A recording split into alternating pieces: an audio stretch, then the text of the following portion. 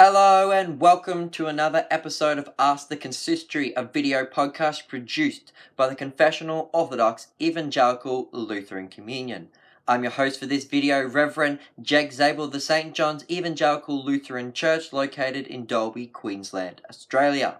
So the question that has been sent to us for this video is, how are Christians to regard Halal certification? So I'm going to answer this one because I actually wrote a paper on this a few years back, and if you'd like to read the paper, you can look at it on my website www.knightgeorge.info and go to the articles tab and click on my name, Reverend Jake Zabel, and you'll find my paper there. That's on my website, the Order of Knight George. But to give you an answer right now, how are Christians to regard Halal certification? So I'm not sure how things go in other countries, but in Australia, Halal certification is done by companies to show their support for Islam, to show that they're not Islamophobic, to show that they tolerate Islam, and that they're going out of their way to make sure that this food is halal and is able to be eaten by Muslims. What shows that this is deliberately done to show their support for Islam is the fact that none of these companies have kosher certification or Buddhist certification or Hindu certification on their foods. Instead, they're only halal certification. They are going out of their way to show their support for Islam and not their support for any other religion. In fact, many Australians will go out of their way to buy and eat halal certified foods to show their support, acceptance, and tolerance for Islam.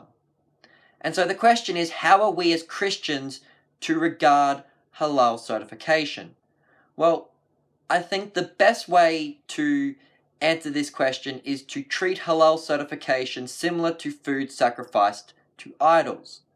And so the best place to learn from scriptures of how we are to regard Halal certification is then to look at chapters 8 to 10 of Paul's first epistle to the Corinthians, where Paul talks about the food sacrificed to idols. Within these chapters, Paul makes a number of comments regarding the case of Christians eating food sacrificed to idols. Point 1, he says that idols are nothing. Thus, there is nothing intrinsically wrong with the food. The earth is the Lord's and all of its fullness. Whatever you eat belongs to God and not to idols. Point 2, food does not commend us to God, and whether we eat it or not, we are no better or worse. Thus, eating food sacrificed is an adiaphora, and Christians are lawful to do so. Point 3. Paul says that all things are lawful to me, but not all things are helpful. All things are lawful for me, but not all things are edifying. Christians are free to eat this food, however, just because we are free to eat it doesn't mean that eating it is helpful and edifying. Point 4. The things that are sacrificed by the Gentiles to the idols, they sacrifice to demons and not to God. And Paul does not want us to have fellowship with the demons. You cannot drink both the cup of the Lord and the cup of demons. You cannot partake of the Lord's table and the table of demons. And by eating food sacrificed to idols, it gives the appearance that Christians are having fellowship with these idols and thus with the demons that are behind them. Point 5. Do not provoke the Lord to jealousy. Whether you eat or drink or whatever you do, do all to the glory of God. We are to give glory to God alone and not to idols or to false gods. That includes Allah, the God of Islam. Point 6. Let no one seek his own, but instead seek the well-being of others. Seek not your own profit, but the benefit and profit of others, so that they may be saved. We are not to be concerned with our own freedoms or our own advantages, but we are to be concerned with the well-being and salvation of others.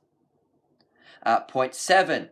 If food makes my brother stumble, then don't eat it. Paul says that if eating meat made his brother stumble, then he would never eat meat again. We should not eat food sacrificed to idols if it is going to cause a brother to stumble in the faith. Point 8. Eat whatever is sold in the meat market and ask no questions. If your host offers you food, eat whatever is set before you and just don't ask any questions about the food. Don't ask whether it was sacrificed to idols or not, just eat it. Point 9. If anyone says to you, this food was sacrificed to idols, then do not eat it for the sake of conscience. Paul says, not for your own conscience, but for the conscience of others. You should not knowingly eat food sacrificed to idols, lest you cause your brother in the faith to stumble. And point 10, give no offense, either to Jews or to Greeks or to other Christians.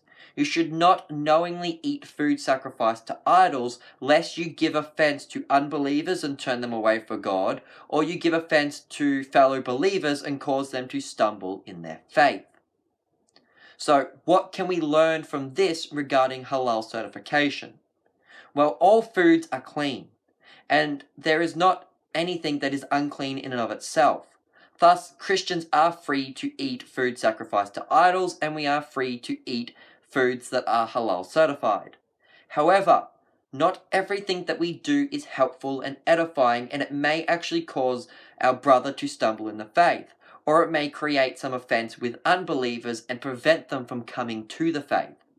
We should not insist on our own freedoms, and we should not put our own liberty before the salvation of another. We should not cause those who seek the Lord to become confounded and confused. In regards to halal certified foods, many companies do this to show their support for Islam. And so by knowingly eating food that has halal certification, you are giving the appearance that you too support Islam. And Islam is a violent religion that harms not only the body through violent attacks, but also harms the soul by leading people astray with false doctrine.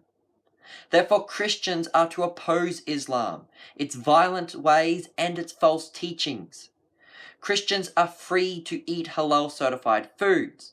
They are in and of themselves clean foods. They are not sinful in and of themselves. Therefore, if you buy products at the shops, just buy them and don't ask questions. Don't go checking the labels to see if they're halal certified. If you go to somebody's house and they give you a meal, don't ask them, was this food made from products that are halal certified? Instead, shut your mouth and just eat the food. But if somebody makes a deliberate point of saying to you, this food is halal certified, then you should refrain from eating it. A Christian can lawfully eat halal certified foods, but just because something is lawful doesn't mean that it is helpful or edifying. By knowingly eating food that is halal certified, you are giving the outward appearance that you support Islam, and you cannot partake of the Lord's table and the table of Allah. And so for the sake of conscience, do not eat the food.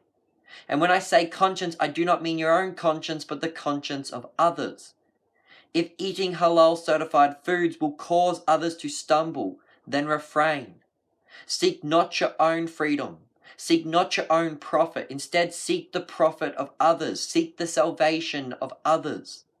And so whether you eat or drink or whatever you do, do all to the glory of God. And so that's my advice regarding how Christians should regard halal certification. I hope that has been helpful, and I hope you've enjoyed watching this video.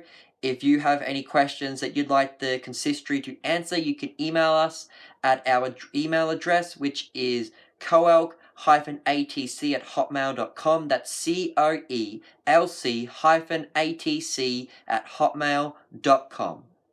Hope you can join us again for another video. I've been your host, Reverend Jake Zabel. Goodbye, and God bless.